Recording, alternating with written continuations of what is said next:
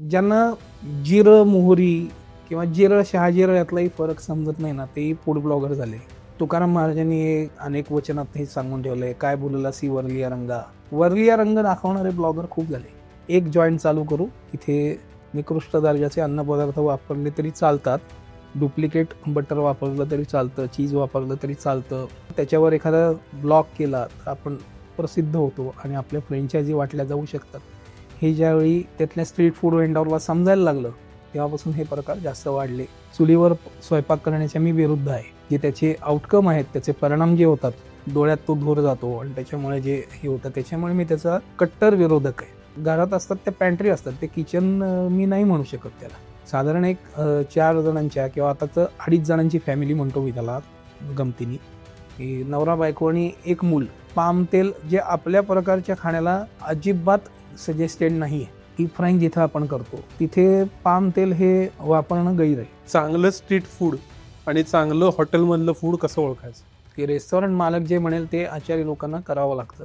मालकाचा दृष्टिकोन हा फक्त पैसे वाचवणे हा असेल तर तिथे दर्जा कधीच राहू शकत नाही. आता असंही मला काही काही ब्रँड माहिती आहेत की एकाच क्लाउड किचनमध्ये, एकाच किचनमध्ये प्युअर व्हेज आणि नॉन व्हेज पदार्थ देणारं किचन असतं, क्लाउड किचन असतं. नाईट किचन आहेत त्याच्यामध्ये. काही पॅक फूड कुठलंही घेत असाल आणि स्पेशली जर त्याचं शेल्फ लाईफ एक 4-8 दिवसापेक्षा जास्त असेल तर त्याच्यात कुठले प्रिझर्वेटिव्ह वापरले नाही आहेत ना, त्याच्यात पाम तेल वापरलेलं नाही ना, याची काळजी घ्या. कारण त्याच्या अतिसेवनामुळे अनेक रोग तुम्ही आमंत्रण करून बोलवत असता घरात.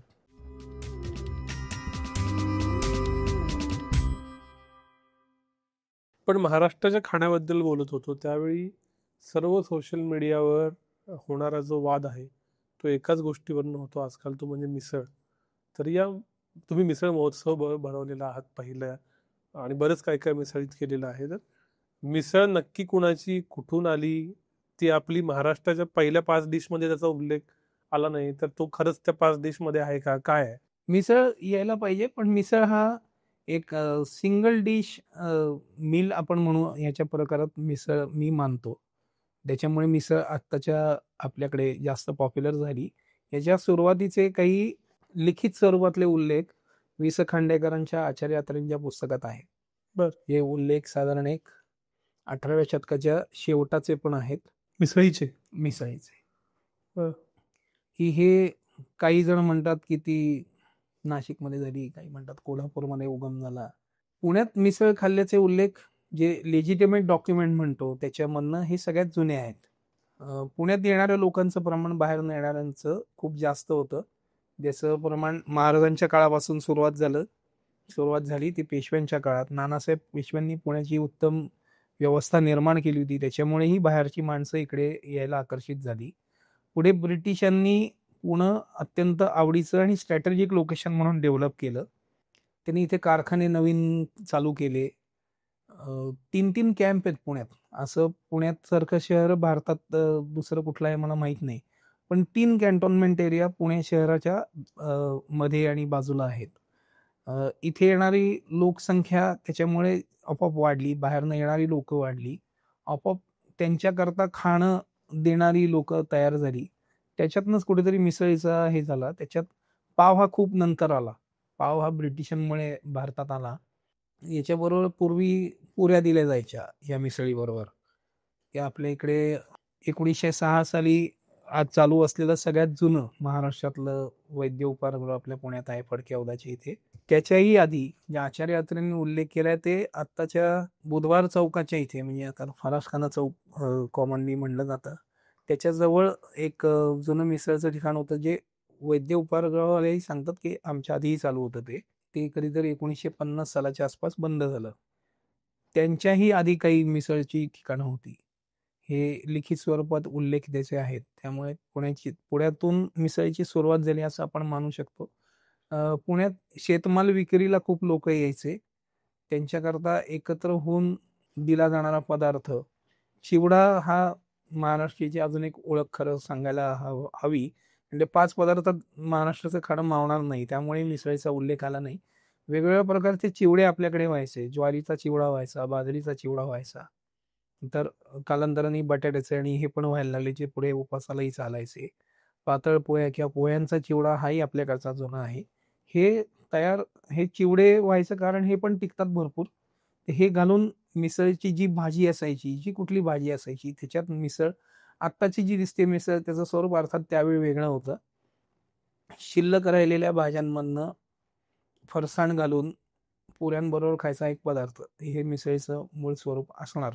तिथनं परत ते मिसळीचं एक इव्होल्युशन होत, होत त्यात नाशिकच्या बाजूची, कोल्हापूरची बाजू ही सगळी आपापल्या पद्धतीने अगदी फरसाण पण तुमच्याकडे साधारण एक शेवचिवडा खाल्ला जातो कोल्हापूरकडे. पाव पण तुम्ही पेटी पाव म्हणता त्याला, जो इकडे स्लाईस म्हणून त्या एका स्लाईसचा डबल स्लाईस पेटी पाव म्हणतो आपण कोल्हापुरात त्याला. किंवा नाशिकला फक्त शेव घातली जाते, फरसाण बाकी फरसाण नसतं.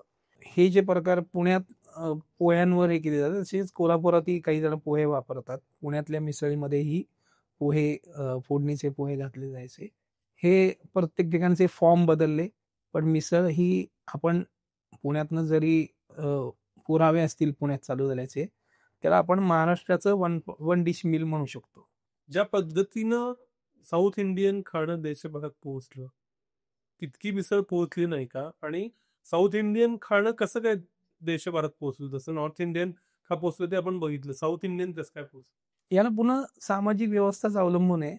जशी पंजाबी माणसं ही महाराष्ट्रात आली, तसं पूर्वीच्या दक्षिण भारतात तेवढ्या सोयी उपलब्ध नसल्यामुळे, तिथली सरकारं तेवढी इफेक्टिव्ह नसल्यामुळे आणि महाराष्ट्रात सुदैवाने ब्रिटिश म्हणजे जे आपण साम्राज्य चालू झालं 150 वर्ष 1818 नंतर पूर्ण ब्रिटिशशाही भारतात चालू झाली मराठीशाही पडल्यानंतर. त्याच्यानंतर त्यांना लिटरेट माणसं जिथनं मिळाली त्यापैकी सगळ्यात मोठा पुरवठा त्यांना दक्षिण भारतातनं झाला. त्यामुळे ती लोकं आली आणि जसे पंजाबींनी त्यांचे पदार्थ सोडले नाहीत, तेवढेच अभिमानी दक्षिण भारतीय किंवा त्याच्यापेक्षा किंबहुना थोडे जास्तच कट्टर आहेत त्या बाबतीत.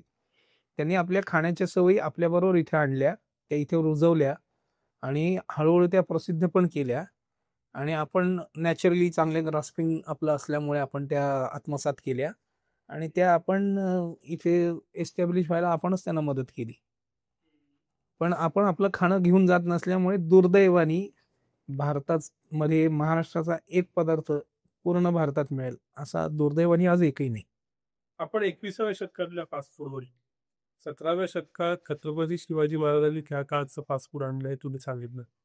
पण 21व्या शतकातले जे फास्ट फूड आहे ते वेस्टर्न ओरिएंटेड आहे. तिथं जे श्रीमंतांचं खाणं नव्हतं असे पदार्थ इथले श्रीमंतांचे खाणं आहेत असं म्हणतात. एक खाद्य अभ्यासक म्हणून डायटिशियन डॉक्टर यांच्याशी आम्ही खूप बोलतो. 21व्या शतकातल्या फूड कल्चर बद्दल आत्ताच्या तुम्हाला काय वाटतं? वाटण्यापेक्षा हे आपण असं समजू, मी तर भारतीय खाद्य संस्कृतीचा अभ्यासक प्रशंसक आहे आणि काही प्रमाणात माझ्या परीने मी प्रचारक पण आहे. तर हे भारतावरचं सगळ्यात लेटेस्ट आक्रमण वाटतं मला. हे जे फास्ट फूड आहे ते फास्ट फूड भारताला नवीन नाही. जसं म्हणलं तसं शिवाजी महाराजांनी जे फास्ट फूडची सुरुवात आपल्या आत्ताच्या भाषेतल्या फास्ट फूड त्यांनी द्यायला सुरुवात केली. पुढे बाजीराव पेशव्यांचं असं सांगितलं जातं की शेतातनं जाता कणसं घेऊन हातावर चोळून ते कणसावर खायचे, ते थांबायचेच नाही, एक घोडा एक्स्ट्रा ठेवायचे आणि त्या घोड्यानेही जाता चारा खायला लावायचे आणि आपण कणसं खात पुढे जायचे हातावर चोळून का, कारण ती एक प्रक्रिया आहे, त्याच्यातून ते गरम होतं अन्न आणि ते तुम्हाला खायला पचायला सोपं जातं. तर फिंगर फूड ही आत्ताची कन्सेप्ट आहे. फिंगर फूडची सुरुवात बाजीरावांच्या काळात जरी म्हणायला हरकत नाही. आत्ताचं फास्ट फूड हे फिंगर फूडपर्यंत पोहोचलेलं आहे. पिझ्झा वगैरे जे इटालियन आहेत हे तर पुण्यात ग्लोबलायझेशनची आधी पोचले होते. पुण्यात घ्या, मुंबईमध्ये घ्या, मुंबईत ही अनेक कॉन्टिनेंटल देणारी सामोआरसारखी आपल्याला माहिती असलेली आहेत ही ठिकाणं होती, अजूनही अनेक असतील. पंचतारांकित हॉटेल्स जेव्हा सुरू झाली त्याच्यातनं पहिल्यांदा शिरकाव फास्ट फूडचा झाला आणि परदेशी पाहुण्यांकरता त्यांच्या प्रकारचं फूड द्यायला सुरुवात ही 5 स्टारमधनं झाली. त्यावेळी अगदी आपल्या भारतीय लोकांनी सुरू केलेलं पहिलं, त्यावेळी दर्जा नव्हता पण 5 स्टार दर्जाचं पहिलं ताज गेटवे ऑफ इंडियाचं इथेही कॉन्टिनेंटल फूड दिलं जायचं. या कॉन्टिनेंटल फूडमधनं मेनली मैदा आपल्याकडे वापरायला सुरुवात झाली, जी आधी पूर्वी फार मोठ्या प्रमाणात नव्हती. आणि मैद्यामधनं होणारे पदार्थ हे फास्ट फूड हे दिलं जातं. जे आताच्या अनेक डायटिशियन वगैरे सांगतात, की मैदा हा पोटाला तेवढा चांगला नाही, की हे प्रकार फास्ट फूड हे तेव्हापासून चालू झाले. तर आपला मराठी लोकांचा फास्ट फूड हा वडापाव आहे किंवा त्याच्याच धर्तीवर झालेला पॅटीस आहे. ब्रेड पॅटीस, पाव पॅटीस हे प्रकार त्याच्यातनंच असेच कोणाच्या तरी सुपीक डोक्यातनं आलेले फास्ट फूड्स आहेत. बर्गर आपल्याकडे आधीही होता. वडापावच्या आधी बर्गरचं हे आहे. तर आपण ज्याला भारतीय बर्गर म्हणतो वडापावला, आता खूप जण म्हणतात. तो त्याच्यानंतर चालू झाला. मला वाटतं 80च्या दशकात त्याचे उल्लेख आहेत वडापावचे. त्याच्याही आधी बर्गर भारतात पोचलेला होता. तो या पंचतारांकित हॉटेल्सच्यामुळे हे सगळे प्रकार तिथल्या ब्रेकफास्ट करता सुरू झाले होते. ताजमध्ये बर्गर 60च्या दशकापासून मिळतो. त्यावेळी वडापाव माझ्या माहितीत तरी मुंबईत नव्हता. त्याच्यातनं एक एक सुरुवात होऊन जे टिकणारे पदार्थ आहेत, नंतर ग्लोबलायझेशनच्या नंतर हे कॉर्नफ्लेक्स वगैरे आपल्याकडे, तोपर्यंत आपल्याकडे कॉर्नफ्लेक्सचे कदाचित 90-95% लोकांनी नाव पण ऐकलं नसेल. ते प्रकार आपल्याकडे रुजवात त्याची तेव्हा नंतर झाली. ग्लोबलायझेशनच्या नंतर इथल्या लोकांना परदेशागमनाची संधी बऱ्याच मोठ्या प्रमाणात मिळायला लागली, की जी 70-80च्या दशकापर्यंत हे प्रमाण फारच कमी होतं. परदेशी एखादा जाणार असेल तर त्याला सोडायला त्याचं गाव जायचं. ते आता अप्रूप राहिलं नाही, विशेषतः 92-93 नंतर.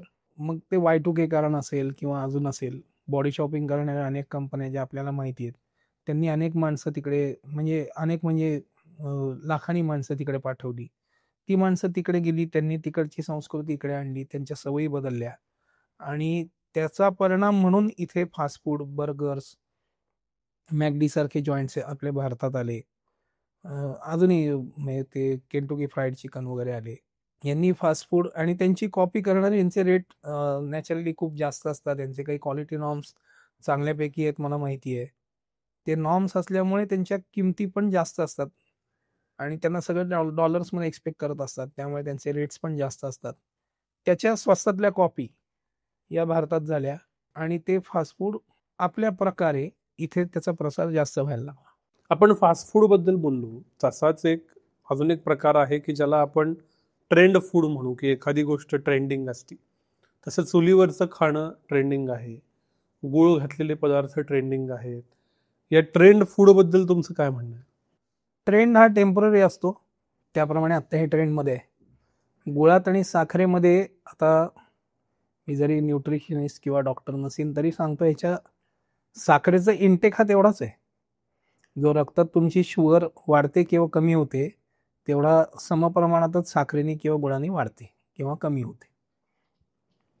त्यामुळे हे फक्त चवीचे चोचले म्हणू, आपल्या आधीची पिढी जे म्हणते त्याला, हे फक्त चवीचे चोचले आहेत किंवा एक वेगळी चव घेऊन तर बघू म्हणून. आता गुळाचा चहा वगैरे, तर गुळाचा चहा हा काय नवीन नाही आहे. गावाकडे गेलात तर काळा चहा पूर्वी असायचा, त्यात गूळ घालायचे. काही जे अत्यंत गरीब परिस्थितीतली घरं असायची, ज्यांच्याकडे दूध घ्यायला पैसे नसायचे किंवा गोठा घरात नसायचा, हे लोक काळा चहा प्यायचे, पण त्याच्यात गूळ घालायचे. गूळ दाणे द्यायची आपल्याकडे जुनी पद्धत आहे. साखर मुळात आपल्याकडची नव्हे, साखर ही आपल्याकडे नंतर आली आहे. पण ती एवढा प्रचार आणि प्रसार झाला त्याचा, पुन्हा तिथे तो बटाट्यासारखा शुभ्र रंग तिथे कामी आला असावा असा अंदाज आहे माझा. आणि प्रिझर्व करायला पण सोपी, म्हणून पण साखर जास्त प्रचलित झाली. पण गूळ हा त्याच्या आधीपासूनच भारतात आहे ना. खाद्यपदार्थांमध्ये होणाऱ्या रेसिपीजमध्ये गूळ घालायचं प्रमाण आपल्याकडे अजूनही जास्त आहे. ज्या पारंपरिक रेसिपी आहेत, जसं पुरणपोळी आहे, तिथे पहिल्यापासून गूळ वापरला जायचा. साखरेचं शिरकाव त्याच्यात नंतर झाला. जर खूप जुनी, आणि याला कुठलाही प्रांत अपवाद नाही महाराष्ट्रातला, तुम्ही मराठवाड्यात घ्या किंवा कोकणात घ्या, ही दोन टोकं आहेत म्हणून उदाहरणं दिली, किंवा दक्षिण महाराष्ट्रात घ्या, इथे तुमच्याकडे कोल्हापुरात, सांगली, इचलकरंजी या भागात पूर्वी गुळाची प्रोड्यूस खूप मोठ्या प्रमाणात, अजूनही कोल्हापूरचा गुळ प्रसिद्ध आहे. या भागात गुळाचंच प्रमाण जास्त होतं, साखर नंतर आली.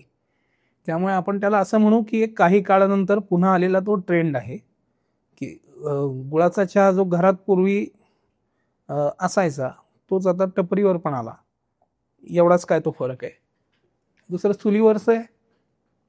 तर भारतातल्या खाद्यपदार्थ बनवायची सुरुवातच चुलीपासून झाली, की जो ट्रॅव्हलिंग करणारा माणूस आहे त्यालाही 3 दगड तर कुठेही मिळायचे, एखादी कढई एखादा तवा बरोबर असायचा, जो वरती ठेवून आपल्याला सहज म्हणून सांगतो, आपल्याकडे फोडणीशिवायचाही स्वयंपाक होता किंवा तेलाशिवायचा स्वयंपाक हा भारतात खूप जुना आहे. तुम्हाला एखादी भाजी शिजवायची आहे तर त्याच्याकरता तुम्हाला फोडणी करायलाच पाहिजे असं काही गरजेचं नाही. पूर्वापार पद्धत अशी होती की आपल्याकडे मोहरी, जिरं हे प्रकार असे होते की जे घालून त्याच्यावरच स्वयंपाक होऊ शकायचा. जे पदार्थ तापवायचे त्यात पाणी घालून फोडणी पण तेलाशिवाय, हे प्रकार आपल्याकडे त्यावेळी पण होते. त्यामुळे चूल आपल्याकडे नवीन नाही. चुलीवरचं मटण किंवा चुलीवरचं पिठलं किंवा हे जे आता ट्रेंडिंग दिसतंय हे पुन्हा आपण त्या आधीच्या चक्राकडे, जसं फॅशनमध्ये ट्रेंड असतात तसे फूडमधलेही ट्रेंड पुन्हा बॅक टू बेसिक्स जात असतात, त्याप्रमाणे हे गेलेत असं माझं मत आहे. चुलीवरच्या खाण्याला अर्थातच चव खूप छान लागते. ज्यांना आवडत नसेल त्यांना आवडत नसेल, पण मी स्वतः चुलीवर स्वयंपाक करण्याच्या मी विरुद्ध आहे. त्याची काही कारणं आहेत, ती खाण्याशी संबंधित नाहीत. जे त्याचे आउटकम आहेत, त्याचे परिणाम जे होतात, डोळ्यात तो धूर जातो आणि त्याच्यामुळे जे हे होतं, त्याच्यामुळे मी त्याचा कट्टर विरोधक आहे. पण चुलीवरचा स्वयंपाक जास्त छान लागतो याच्यावर माझा विश्वास आहे, किंवा माझे टेस्ट बड्स त्याचे साक्षीदार आहेत. आणि जर ते नसतं तर आज तुम्ही असा विचार करा, वूड फायर पिझ्झा या नावाखाली तुम्ही जास्त डबल पैसे देता ना, तर पिझ्झा तो पिझ्झाच आहे, तोच देव ते वापरतात ना. पण तोच वूड फायर पिझ्झा या नावाखाली त्याची एक ग्लोरिफाईड इमेज जी केली, की मग चुलीवरचा स्वयंपाक काय वेगळा होता. आज वूड फायर पिझ्झा हे नाव लावून तिथे 1-1 तास वेटिंग ठेवून तो व्हायला वेळ लागेल हे तुम्ही मान्य करून तिथे 2-3 तास त्या एका पिझ्झा करता थांबता ना, तर मग ते कशा करता थांबता. तर हाच काळ पुन्हा आलाय, फक्त तो आलाय त्या माध्यमातनं. आज त्याच्यातनं तुम्ही त्याच्यावर इटालियन संस्कृतीमधनं आलेला पिझ्झा, भारतीय मार्गांनी केलेला, ज्याच्यात भारतीय भाज्या आहेत, त्याच्यावर टॉपिंग्ज आहेत, या भारतीय टेस्टबड्सना सुटेबल असे टॉपिंग्ज आहेत, ते तुम्ही फक्त चुलीवरच खाताय. फक्त ते चुलीवरचं न म्हणता, कारण चुलीवरचं हे अजूनही डाऊन मार्केट काही लोक म्हणतात, किंवा त्याला इतर प्रांतीय लोकांना चुलीवरचं म्हणजे डाऊन मार्केट वाटतं समहाऊ, जे खाण्याला खरं तर माझ्या मते म्हणलं तसं जास्त चांगलं असतं. पण तेच लोक ग्लोरिफाईड नाव दिलं वूड फायर की तिकडे धावतातच ना. जर ते चवीला चांगलं नसतं तर का वूड फायर करायचा, का गॅसवरचा याचा नाही करायचा कमर्शियल किचनमध्ये झालेला. तर हे पुन्हा बॅक टू बेसिक्स जातो आपण, जे प्रत्येकच फॅशनपासून प्रत्येक ट्रेंडमध्ये आपण बॅक टू बेसिक्स जातो, तसंच आपण खाण्यातही जातोय. अजून एक ट्रेंड आहे तो म्हणजे फूड ब्लॉगिंगचा. त्यात विशेषतः स्ट्रीट फूड येतं, त्या जिल्ह्यातले शहरातले पदार्थ येतात आणि त्यात ते करूनही दाखवले जातात. त्याच्यामुळं करण्यातलं फॅन्सी पण हाही एक मुद्दा असतो. तर ह्या सगळ्याकडे तुम्ही कसं बघता. फूड ब्लॉगिंग आपल्याकडे नवीन नाही आहे, पण मुळातलं हे जे लाईव्ह किंवा एक रेकॉर्डेड दाखवायचा जो ट्रेंड चालू झाला आहे, की रेसिपी चालू असलेली दाखवणं, याच्यात पहिला मोठा हातभार आहे तो सॅटेलाईट चॅनेल्सचा, कुकरी शोजचा. त्याच्यातनं पुढे जेव्हा मोबाईलमध्ये कॅमेरे आले, स्मार्टफोन्स आले, त्याच्यानंतर या फूड ब्लॉगिंग जे आजचं दुर्दैवानी वाईट स्वरूप आलं आहे त्याला फार, त्याची सुरुवात ही स्मार्टफोन्समधून झाली. ज्यांना जिरं मोहरी किंवा जिरं शहाजिरं यातलाही फरक समजत नाही ना, तेही फूड ब्लॉगर झाले. आणि तुकाराम महाराजांनी या आपल्या संत मंडळींनी अनेक वचनात हे सांगून ठेवलंय, काय बोलला सी वरलिया रंगा. तर हे वरलिया रंग दाखवणारे ब्लॉगर खूप झाले. बहुसंख्य लोक याच कॅटेगरीमध्ये आहेत. ज्यांना खाण्यामधलं किती कळतं मला प्रामाणिकपणे शंका वाटते त्यांच्या प्रत्येक वाक्यानंतर. त्यांना हे चीज आवडतं, त्यांना बटर आवडतं, हे जनरली स्ट्रीट फूडवरचं ब्लॉगिंग जास्त करतात. त्याच्यातनं अनेक ठिकाणं ओव्हरहाईप झाली, आपण असं अगदी स्ट्रॉंग स्टेटमेंट म्हणा, पण ते वस्तुस्थिती म्हणून सांगायला पाहिजे. हे प्रकार आणि त्याच्यातनं स्ट्रीट फूडकडे जाणारा वर्ग मोठ्या प्रमाणात वाढला. याच्यातनं बाकी सामाजिक परिणाम किती होतात आणि त्याच्यातनं त्याचे वैद्यकीय परिणाम किती वाईट होतात याच्याकडे मी आत्ता वळणार नाही, पण ते होत आहेत हे निश्चित.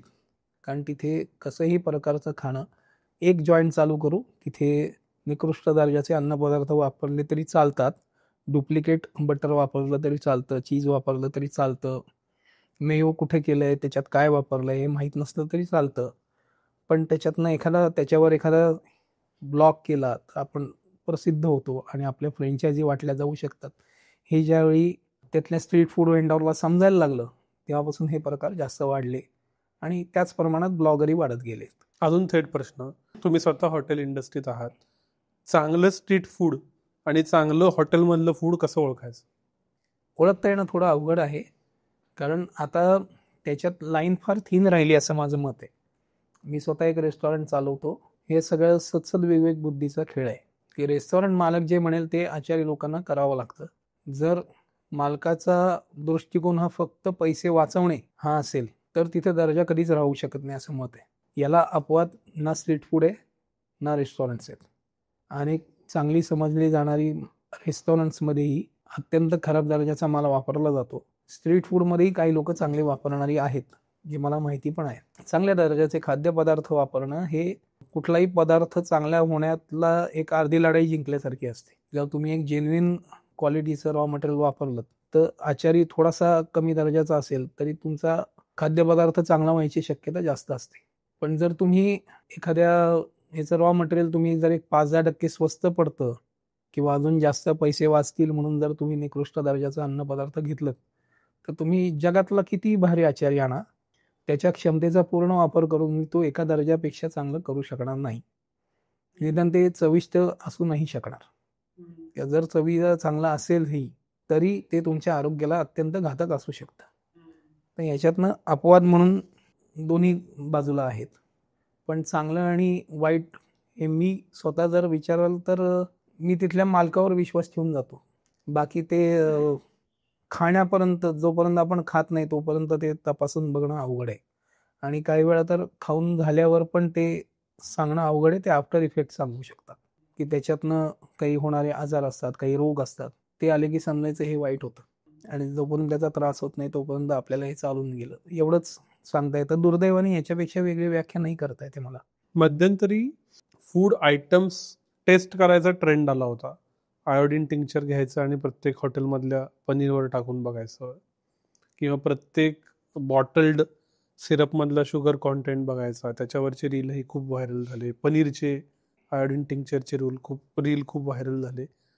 पण प्रत्येकजण कुठं पनीर म्हणजे आयोडीन टिंक्चर घेऊन हॉटेलमध्ये जाऊन आणि पनीरचं वरचं सगळं वेगळं करून बघणार. मग सामान्य ते रीलसाठी ठीक आहे, सामान्य माणसासाठी काय टेस्ट आहेत बेसिक की ह्या 2-4 गोष्टी बघा, निदान फार त्रास होणार नाही, कास काय नाही? तुम्ही रेडी फूडमध्ये असं बघता तुम्हाला येत नाही. या तुम्ही एखाद्या रेस्टॉरंटमध्ये जाता त्या एखादा पनीरची भाजी आहे, त्यातनं तुम्ही काय घरनं आयोडीन टिंक्चर देऊन तुम्ही ते टेस्ट नाही करू शकत. ते मगाशी म्हणलं तसं ओनर कोण आहे आणि त्यांच्याकडच्या क्वालिटी जनरली काय जपल्या जातात हेच बघणं तुलनेने सोपं आणि सोयीस्कर आहे.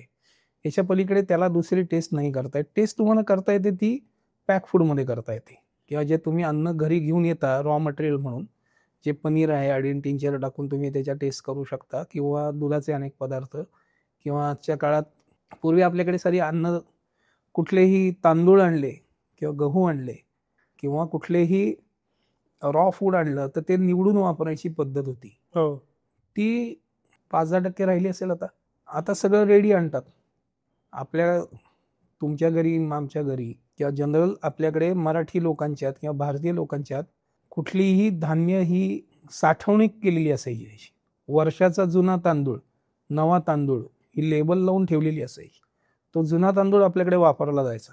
तो टिकावा, त्याच्यात किडे होऊ नयेत म्हणून बोरिक पावडर किंवा असे उपाय होते करायला.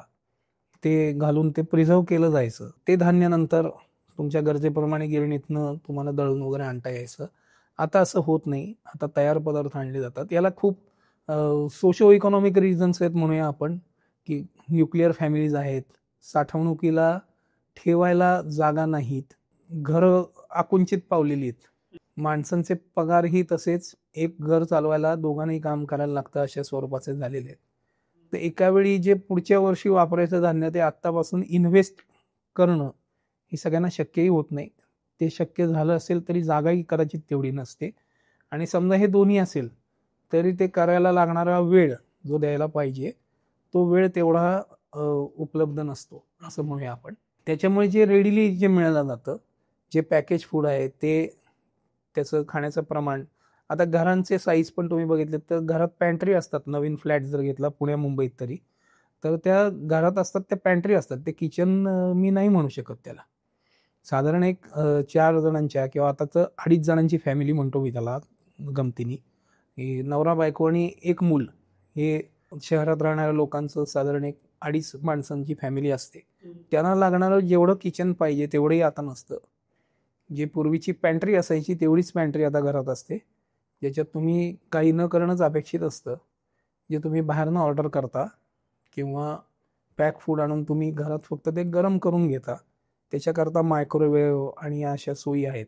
याच्यावर ज्यावेळी पॅक फूड घेता त्यावेळी याच्यात लेबल मी आवर्जून सांगेन, कुठल्याही पॅक तुम्ही तयार फूड घ्या, एखादा चिवडा किंवा चकली किंवा ह्याच्यासारखे काही पदार्थ असतील तर ते जरी आणत असाल तरी, किंवा सेमी प्रोसेस घ्या, हे रेडी टू कुक असतात.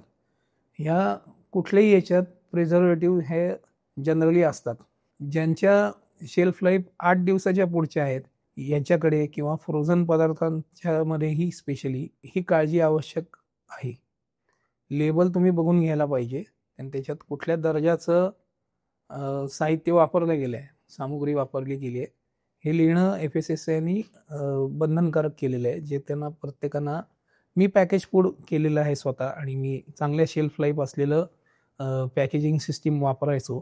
ती अर्थात थोडी महागडी आहे, पण तशी वापरणं सगळ्यांना शक्य होत नाही, कारण लो कॉस्ट, तुम्हाला कस्टमरला अफोर्डेबल जे आहे ते द्यावं लागतं. ही थोडीशी अपरिहार्यता त्याच्यामध्ये येते, पण त्याच्यामुळे प्रिझर्वेटिव्हचं प्रमाण वाढतं. लो कॉस्ट ऑइल, पाम तेलासारखे घातक परिणाम मी आधी 1-2 माझ्या मुलाखतीत सांगितलेले आहेत. त्याच्यामधले जे पाम तेल जे आपल्या प्रकारच्या खाण्याला अजिबात सजेस्टेड नाही आहे. डीप फ्राईंग जिथं आपण करतो तिथे पाम तेल हे वापरणं गैर आहे.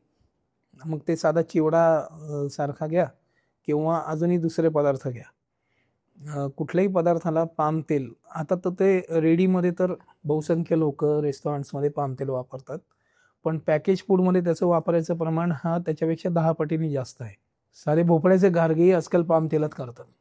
आणि तुम्ही कोणीही जर, मी अगदी आवर्जून सांगेन, पॅक फूड कुठलंही घेत असाल आणि स्पेशली जर त्याचं शेल्फ लाईफ एक 4-8 दिवसापेक्षा जास्त असेल तर त्याच्यात कुठले प्रिझर्वेटिव्ह वापरले नाही आहेत ना, त्याच्यात पाम तेल वापरलेलं नाही ना, याची काळजी घ्या. कारण त्याच्या अतिसेवनामुळे अनेक रोग तुम्ही आमंत्रण करून बोलवत असता घरात. तर हे डिफरन्शिएट नक्की तुम्ही करू शकता, निदान घरी येणार त्या अन्नाला. बाकी तुम्ही म्हणलात तसं पनीरचं तुम्ही रेस्टॉरंटमध्ये जाऊन थोडीच आपण चेक करू शकतो. मला हे प्रकार माहितीत होतात ते, तरी मी कुठेतरी बाहेर जाऊन जर समजा पनीर पराठा खायचा ठरवला तर मला त्या पनीरच्या ज्या एकदा प्रोसेस होते त्याच्यानंतर ते समजणं हे खूप अवघड काम आहे. रेस्टॉरंटचं तर ठीक आहे की निदान ब्रँड व्हॅल्यू आहे, लोक जातात, मालक असतो, वर्षानुवर्षाचाही वर्ड ऑफ माउथ असतो. पॅकेज फूडमध्ये FSSAI मार्क आहे, तपासायचा आहे. यातला जो मिड एरिया आहे जो तुमच्या उत्तरातून मला दिसला तो म्हणजे क्लाउड किचन. त्याला हॉटेल नसतं, ते झोमॅटो किंवा स्विगीवरून ऑर्डर करून येतं, आल्यावरती त्याचे पैसे ऑलरेडी दिलेले असतात 99.99% वेळेला, आणि एखादं क्लाउड किचन असतं, काही महिन्यानं जातं त्या प्लॅटफॉर्मवरून, डिलिस्ट होतं, आपल्याला काहीच माहीत नसतं. अशा वेळी आणि असं अन्न खाणं आज बहुतांश लोकांना गरजेचं आहे. अशा वेळी काय करायचं? याच्यावर दुसरा मार्ग नाही, तुम्हाला थोडासा विश्वास ठेवायला लागतो पहिल्यांदा तरी. आणि ते खाणं आल्यानंतर मगाशी म्हणलं तसं त्याचे खाण्याच्या वेळेचे अनुभव, खातानाचे अनुभव आणि नंतरचे अनुभव, याच्यावरनं आपल्याला निर्णय घ्यायला लागतो. त्याला ओळखायचा दुसरा मार्ग नाही. कारण झोमॅटो स्विगीचा माझा जो अनुभव आहे, आमचं restaurant one of the most fast moving items देणारं रेस्टॉरंट म्हणून मराठी खाद्यपदार्थांमध्ये स्पेशली झोमॅटो स्विगीवर गेले काही वर्ष आहे.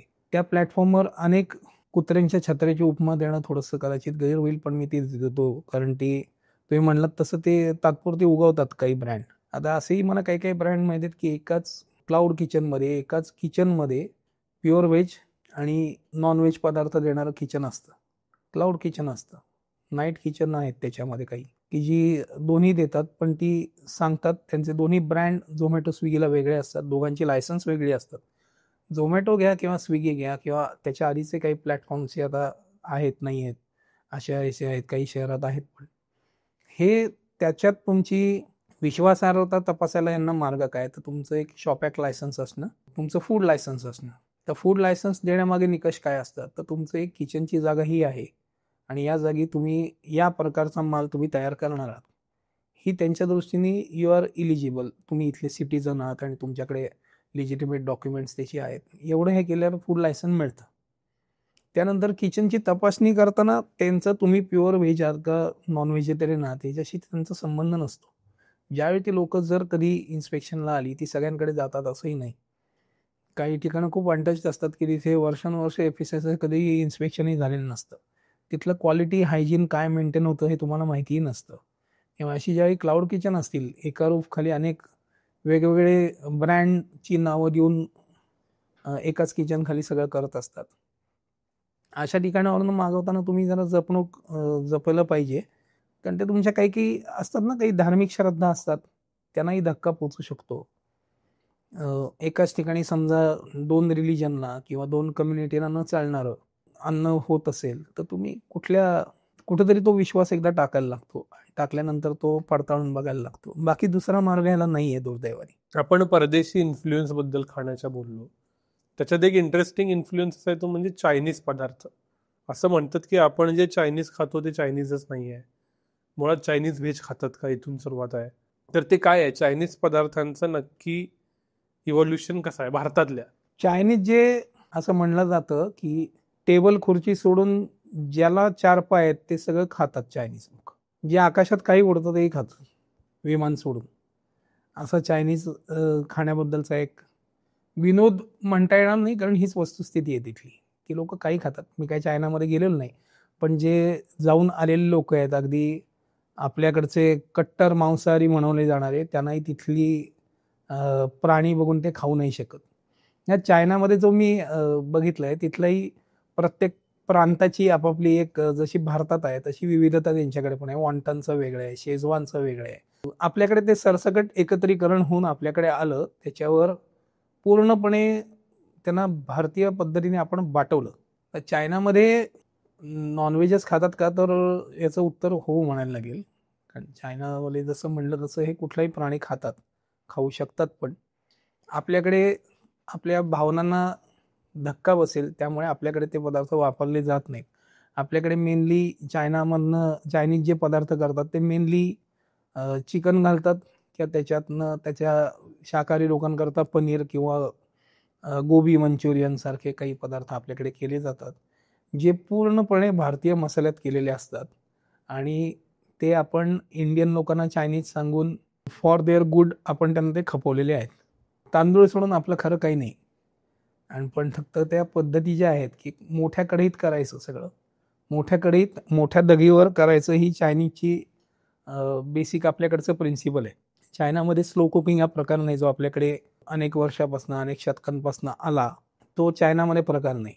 तिथे फास्ट कुकिंग करून फास्ट संपून टाकायचं. आणि जे मी काही यूट्यूबवर कधी कधी ब्लॉग असे नजरेस पडतात, त्या चायनीज माणूस तसा खूप फास्ट खातो, तेवढंच फास्ट कुकिंग पण करतात.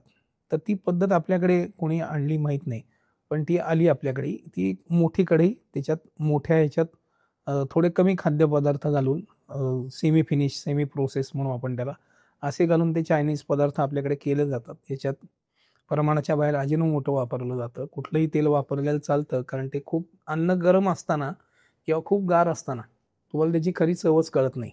ही बेसिक प्रिन्सिपल आहे की खूप गार किंवा खूप गोड, असं जर तुम्ही खूप गार आणि खूप गोड असं तुम्ही काही दिलं, खूप गोड का खूप गरम? नाही, खूप गार आणि गोड असं एक हे पण सांगतो, जे आईस्क्रीम, त्याच्यात तुम्हाला कळतच नसतं तुम्ही हे डेअरी प्रॉडक्ट नाही खातेत. जी अनेक नामवंत कंपन्या ते आईस्क्रीम म्हणून विकतात, जे डेअरी प्रॉडक्ट नाही. जे सबशील त्यांच्या लेबलवर ठरलेले आहे, ते चायनीज पदार्थांच्या बाबतीत तेच आहे. तुम्हाला चायनीज पदार्थांची जी इंडियनाइज चव आहे ती तुम्हाला यातल्या मसाल्यामुळे जे येते त्याच्यामुळे चायनीज फूड पॉप्युलर झालं आपल्याकडे. नाही तर चायनीज खाणं हे खूप सपक आहे. मुळात त्यांच्याकडे मसाल्याचा वापर अत्यंत कमी प्रमाणात आहे.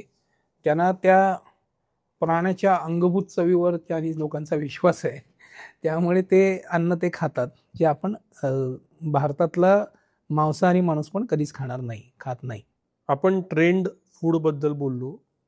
खरं तर आत्ता ट्रेंड फूड त्याला म्हणावं का नाही ते माहीत नाही, पण आपल्याकडं वेगवेगळ्या थाळीज चालतात. कोणीतरी त्याच्यात 1.25 लिटरचं लॉजिक सांगतं की तेवढं आपण खातो म्हणून भरपूर पदार्थ असतात.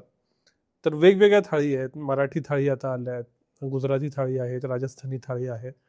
तर ही जे थाळी कल्चर आहे याच्याबद्दल काय सांगाल? आणि याला जोडूनचा उपप्रश्न जो सांस्कृतिक आहे की आपल्या जेवणात कुठं काय वाढायचं याचं एक लॉजिक सांगितलं जातं, विशेषतः मराठी जेवणात. ते काय? दोन वेगवेगळे प्रश्न पण एकाच एक. थाळीच्या बद्दल आपल्याला जर बोलायचं असेल तर आपण एक लक्षात घेऊ, आपला मराठी लोकांच्या खाण्याच्या काही सवयी आहेत. त्याच्यात मुख्य सवय आहे की पाची रस पोटात जावेत. हे आपल्याकडच्या चांगल्या आरोग्याची जी लक्षणं असतात खाण्याच्या बाबतीत दिलेली, त्याच्यात पाची रस तुमच्या शरीरात जायला पाहिजेत. त्यातला कडू हा एक जर सोडला, जो रोज खायच्या पदार्थांमध्ये नसला तरी चालतो, सगळ्या चवीचं खाणं आपल्याला पाहिजे. याच्यात कुठल्याही पदार्थांचा भडीमार सांगितलेला नाही. भाकरी पोळी यापैकी एक काहीतरी लागतं, एक भाजी किमान लागते. आता मराठी याच्यात चटण्यांची आपल्याकडे विविधता खूप आहे. शेकडो प्रकारच्या चटण्या महाराष्ट्रात केल्या जातात, ती चटणी एक लागते.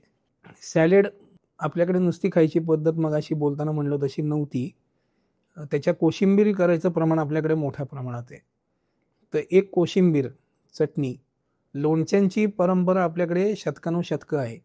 जे टिकवलं जायचं लोणचं, वर्षवर्ष टिकतं अशी लोणची आपल्याकडे बरण्या भरून पूर्वी असायची. आणि आत्ताही मार्केटमध्ये खूप अवेलेबल असतात. जे घरी करत नाहीत त्यांच्याकरता मार्केटमधनं येणारे ऑप्शन भरपूर आहेत. असं एक लोणचं एवढं असलं की मराठी जेवण होऊन जातं. त्याला फक्त भात वरण याची जोड दिली जाते. याच्यात जर आपण बघितलं तर मराठी थाळीमध्ये किंवा रोजच्या स्वयंपाकात म्हणू, घरच्या स्वयंपाकात, मराठी स्वयंपाकात एवढेच पदार्थ असायचे. आता ट्रेंडिंग जे म्हणलात ना तुम्ही, जे ह्याच्यात जास्त पदार्थ, तर तुम्हाला थोडं नमकीन पाहिजे, यात कडू सोडून सगळ्या चवीचं हे खाणं असतं. हे आपल्याकडे इतर प्रांतातनं आलेलं आहे थोडंफार, की जास्त पदार्थांची थाळी, जी मराठी पद्धतच नाही. याच्यात कुठलीही कम्युनिटी अपवाद नाही आहे बरं का. कुठल्याही कम्युनिटीच्या घरच्या जेवणात जर तुम्ही बघितलं तर मी सांगितलं तेवढंच, पोळी भात वरण, एखादी भाजी किंवा फार फार तर एखादी रस्सा भाजी, एक सुकी भाजी दुपारच्या जेवणाला. रात्रीच्या जेवणाला जनरली एखादीच भाजी, भात किंवा वरण किंवा पोळी यापैकी एक किंवा दोन्ही एवढंच असायचं. चटणी कोशिंबीर दोन्ही वेळेच्या जेवणात आपल्याकडे असायची. आता जो ट्रेंडिंग झालेला आहे की एक भरगच्च थाळी, त्याच्यात साधारण एक 10-12 वाट्या, 3 टाईपच्या रोटी, म्हणजे त्यात घडीची पोळी नसते. चपाती नावाचा जो प्रकार आपल्याकडे आता, तो एक वेगळा विषय आहे, त्याला चपाती म्हणावं, पण घडीची पोळी आणि चपाती या वेगळ्या आहेत असं माझं मत आहे. की ती फक्त लाटून जी दोन्ही बाजूनी भाजली जाते ती चपाती आहे, आणि घडी घालून केली जाते ती घडीची पोळी आहे. ती पोळी प्लस भाकरी प्लस पुरी प्लस एखादी बिस्किट भाकरी नावाखाली एक प्रकार, जो मिलेटचा काही मिक्स पिठांचा केला जातो तो असतो. त्याच्यातनं नमकीन असतं. हे गुजराती आणि राजस्थानी थाळींचं ते एक इन्फ्लुएन्स आता आलाय असं समजू आपण. की त्या थाळीमध्ये एखादं गुज्जू, तुम्हाला समजा एखाद्या गुज्जू फॅमिलीचं थाळीमध्ये त्यांना काय एक्सपेक्ट करतात असं जर आपण बघितलं ना, तर त्यांना पोळी पाहिजे असते, त्यांना भाकरी पाहिजे असते, त्यांना डीप फ्राईड पुरी पाहिजे असते, त्याच्यावर भाकरीबरोबर एखादा गुळाचा खडा पाहिजे असतो, नमकीन पाहिजे असतं, त्यांना गोड असणारी कढी पाहिजे असते, जी टिपिकल गुज्जू पद्धतीची आहे. हळद न घातलेली कढी ती घेतात. आणि एखादी रस्सा भाजी लागते, एखादी उसळ लागते, एखादी सुकी भाजी लागते, आणि लिमिटेड का होईना पण स्वीट लागतं. हे साधारण एक गुजराती थाळीचं वैशिष्ट्य असतं. तो इन्फ्लुएन्स घेऊन मराठी पद्धतीच्या थाळीमध्येही आजच्या अनेक पदार्थ देणारी थाळी रेस्टॉरंट चालू झाली मराठी पण. आता गुजराती थाळी म्हणवली जाणारी पण अनेक राजस्थानी पदार्थ त्याच्यात घालतात. बंगाली स्वीट ॲड करतात, त्याच्यात मराठी पद्धतीची पोळी ॲड करतात, किंवा अगदी बेसिक ज्वारीची भाकरी, जी प्लेन ज्वारीची भाकरी जास्त कोणी महाराष्ट्र सोडून इतर प्रांतात फार कमी ठिकाणी बनवली जाते, ही घालतात. तर ही भारतीय थाळी असते. आणि हीच माणसं कन्फ्यूज असतात की आपण नेमकं काय विकतोय. पण ती इंडियन थाळी झाली, ज्याच्यात पंजाबमधनं मुख्यत्वे आलेले राजमाची उसळ असते. असं सगळं तुम्ही जर सगळंच करत असाल त्याच्यामध्ये, तर ती अख्खी भारतीय थाळी झाली. ती गुजराती किंवा भारतीय नाही, राजस्थानी नाही होत नाही. गुजरातमध्ये जर पॉप्युलर ठिकाणं तुम्ही बघितलीत किंवा राजस्थानमध्ये मी जयपूरमध्ये वगैरे पण जेवलेलो आहे, इथले खाद्यपदार्थ जर बघितले तर ते निव्वळ तिथले खाद्यपदार्थ असतात आणि त्याच्यात हे पाची रस असणं त्यांना महत्वाचं वाटतं रोजच्या जेवणात. पण पदार्थ खूप असायची गरज त्यांना नसते, त्यांना ते रस महत्वाचे असतात. आताचा ट्रेंड असा झाला की त्याच्यात ह्या 5 रसांच्या नावाखाली अजून जास्त काहीतरी देणं. मग एखादा कॉम्पिटिटर रेस्टॉरंटवाला देतोय म्हणून आपण अजून एखादा पदार्थ अजून वाढवणं किंवा त्याच्यात अनलिमिटेड स्वीट देणं किंवा हे प्रकार त्याच्यात वाढत गेले. जर वाढण्याचं म्हणाल तर असं आहे की जनरली आपण माणसं उजव्या हाताने जेवतो. आपल्याकडचे अनेक लेफ्ट हँडर्स जे आहेत ते पण जेवतात उजव्या हाताने. बहुसंख्य लोक, एक 99% लोक आपल्याकडे उजव्या हाताने जेवतात. तर आपल्याकडे रसशास्त्र जे आहे त्याच्याप्रमाणे किंवा आयुर्वेदात जे लिहून ठेवलं आहे त्याच्याप्रमाणे चटणीचं किंवा कोशिंबिरीचं आपल्या जेवणातलं प्रमाण हे माफक असायला पाहिजे. तुम्ही कुठली चटणी भाजी एवढी खाऊन तुम्हाला त्रास होईल, तर ती योग्य प्रमाणात पाहिजे. थोड्या कमी प्रमाणात चव यायला म्हणून जेवढी पाहिजे. तर म्हणून आपल्याकडे चटणी, लोणचं, कोशिंबीर किंवा लिंबाची एखादी फोड हे आणि मीठ, वरनं जे मीठ घेतात त्यांच्याकरता, हे सगळं डाव्या बाजूला वाढायची पद्धत आहे. कारण तुम्हाला असं खायला लागतं, तर तुमचं ते आपोआप कमी घेतलं जाईल. आणि भाजी ही कायम उजवीकडे ठेवली जाते, कारण ती तुम्ही जास्त प्रमाणात खाणं अपेक्षित आहे. भात वगैरे एकत्र वाढायची आपल्याकडे पहिल्यापासूनची पद्धत घराघरात नव्हती. तुम्ही आधी भात घेता का आधी पोळी घेता हा तुमचा चॉईस असतो आणि त्यापैकी एकच पहिल्यांदा वाढलं जायचं.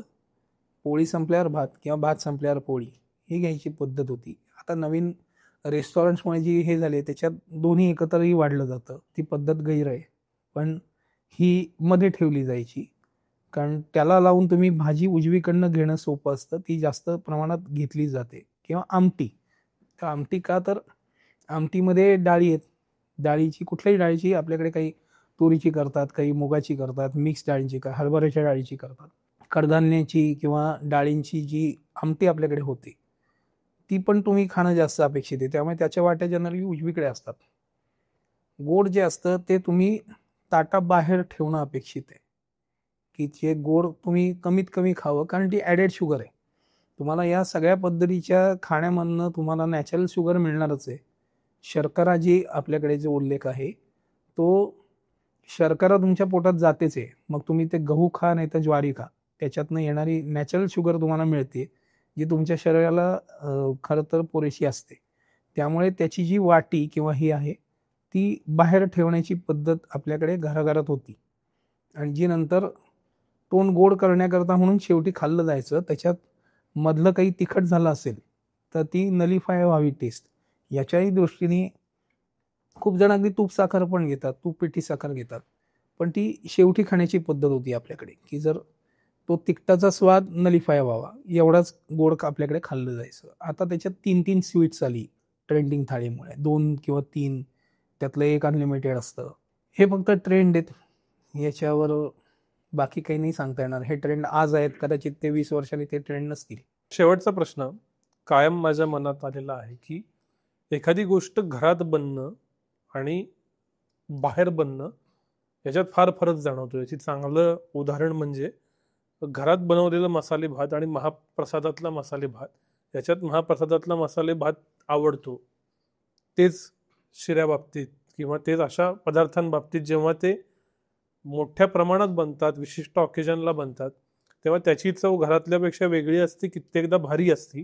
याच्या पाठीमागचं गमक काय? त्याचं प्रमाण हे सगळ्यात मुख्य आहे, की जे घरात जे आपण करतो ते 4 माणसांकरता 8 किंवा 10 माणसांकरता केलं जातं. आता एखादा प्रसादाचा शिरा असतो, तर शिऱ्याला प्रमाण आहे. तो प्रसादाच्या दिवशी ते प्रमाण वापरलं जातं आपल्याकडे. एक 1/4 वाटीचं आपल्याकडे जनरली शिऱ्याचं प्रमाण जे म्हणतात, की 1/4 वाटी साखर, 1/4 वाटी रवा, हे जे प्रमाण आहे आपल्याकडे. आणि मग ड्रायफ्रूट वगैरे तुमच्या आवडीप्रमाणे कपॅसिटीप्रमाणे घातली जातात. त्यात दूध किंवा साखर जी आहे ती तुमच्या आवडीप्रमाणे किंवा इतर गोष्टींमुळे बदलते. पण ते जास्त प्रमाणात असतं, त्याची कन्सिस्टन्सी एकसारखी राहते. आणि ज्यावेळी महाप्रसाद असतो, जो एका मोठ्या जास्त संख्येने येणाऱ्या लोकांकरता केला जातो, त्यावेळी त्याच्यात जी साधनसामुग्री जी काही वापरली जाते, जे इन्ग्रेडियंट्स असतात, त्यांची अंगभूत चव खूप मोठ्या प्रमाणात मिक्स होते. जर तुम्ही तांदूळ घेतलेत तर तांदूळाला आपली एक स्वतःची चव असते. ती प्रत्येक जातीच्या तांदूळाप्रमाणे ती बदलते. आज कोलमची जी चव आहे ती आंबेमोहराला नाही, आणि आंबेमोहराची चव आहे ती आजच्या ट्रेंडिंग इंद्रायणीला नाही. किंवा उकड्या तांदूळाची चव ही वेगळी असते. ही प्रत्येक गव्हाचंही तेच आहे. गव्हातही अनेक प्रकारचे गहू असतात, किंवा ज्वारीमध्येही प्रतवारी आहे, किंवा बार्शीची आपल्याकडची ज्वारी खूप छान असते. तशीच मराठवाड्यातल्या काही ठिकाणची ज्वारी असते. पण ह्याचे गुण तुम्ही ज्यावेळी समजा एकच वाटी घेत असाल, तर ते येणारे गुण आणि मोठ्या प्रमाणात होणारे त्याची प्रोसेस, हे दोन्ही त्याला कारणीभूत असतात. ज्या एक वाटी तुम्ही समजा एखादं कुठलं तरी एक तूर डाळ घेतलीत आणि त्याचं तुम्ही वरण करताय, तर त्याच्या प्रमाणात त्याला तेल पण तुम्ही तेवढंच कमी घालता. पण हेच जर तुम्हाला 10 किलो तूर डाळीचं वरण तुम्हाला करायचं असेल, तर त्याचे पूर्ण गुणधर्म हे मोठ्या स्केलला त्या पदार्थात सामील होऊन जातात. मी पॅकेज फूड करायचं म्हणून त्यातलं एक उदाहरण देतो. आम्ही सुरुवातीला ज्यावेळी आमच्या बॅच कमी असायच्या, त्यावेळी त्याच SOPs, आता मी ते शिकलेलो आहे स्वतःही, तर मी त्या SOPs त्याच ठेवायचो. पण सुरुवातीला 5-1 किलो एक टेस्टला मी पहिल्यांदा करायचो, त्यावेळी 3 किलो, 5 किलो याच्या चवीत क्वांटिटीप्रमाणे बदल होत जायचा. ज्यावेळी 20 किलो केलं त्यावेळी त्याची चव अजून वाढली. पदार्थ तेच, प्रमाण तेच, करण्याची पद्धत तीच, माणूस तोच, किचन तेच, एवढं सगळं असून ज्यावेळी आम्ही नंतर ज्यावेळी 120 किलोची बॅच करायला लागलो, त्या 120 किलोची चव जास्त छान व्हायला लागली. कारण त्याच्यात जे काही कडधान्य आम्ही घालायचो, मिसळ करायचो पॅकमध्ये, तर मिसळीचा जो मटकी असेल, तर ती 100 ग्रॅम मटकी जर आधी घालत असो आम्ही, तर त्या 120 किलोची बॅच ज्यावेळी काढायची आहे, त्यावेळी त्याच्यात आम्ही साधारण 4-5 किलो मटकी घालायचो. 4-5 किलो बाकीची एक कडधान्य अशी घालायचो. त्यावेळी त्याची जी एकत्रित चव आहे ती खूप जास्त चांगली होते, मोठ्या प्रमाणात केल्याने. आणि त्याच्यात कुठल्याही पुस्तकात जो सापडणार नाही असं एक इन्ग्रेडियंट आहे, त्याचं नाव श्रद्धा. ती प्रसादाचं जेवण करताना, मग ती घरात प्रसाद करणारी एखादी गृहिणी असू दे, किंवा बाहेरचा भंडारा पूजेला स्वयंपाक करायला येणारे कोणी आचार्य असू देत, ते एका विशिष्ट श्रद्धेने, एका भावनेने देवाकरता म्हणून तो प्रसाद करतात. उत्तर त्याला भोग म्हणतात. तर भोग हे देवाला लावला जातो, देवाला व्हायला जाणारा प्रसाद. तर माझा इष्टदेव जो आहे त्याला जर देवाला व्हायचं असेल, तर ते सगळ्यात चांगलं असावं या भावनेने जो माणूस काम करतो, किंवा घरातला कोणी जर प्रसाद करणारा असेल तर तो ज्या भावनेने काम करतो, ते कुठल्याच पुस्तकात, कुठल्याच रेसिपी बुकमध्ये तुम्हाला सापडणार नाही. त्याची व्याख्या कोणाला करायला सांगितली तर ती करता येणार नाही. आणि ती श्रद्धा जर आपण चांगलं खायला घालावं असं, किंवा आपण आमच्यासारख्या रेस्टॉरंटच्या बाबतीत जे आपण कस्टमरना चांगलं द्यावं, ही भावना मालक, आचारी आणि वाढणाऱ्या लोकांनीही जर पाळली, तर ती चव आपोआप प्रसाद एवढीच चांगली लागते. अंबर सर, खूप खूप आभार. खाण्याबद्दलच्या एवढ्या गोष्टी आम्हाला माहीत नव्हत्या, त्या समजल्या. अजून खूप गोष्टी समजत राहतील, पण इतकं छान आणि वेगळं काहीतरी समजून घेता आलं त्याबद्दल खूप खूप आभार. धन्यवाद.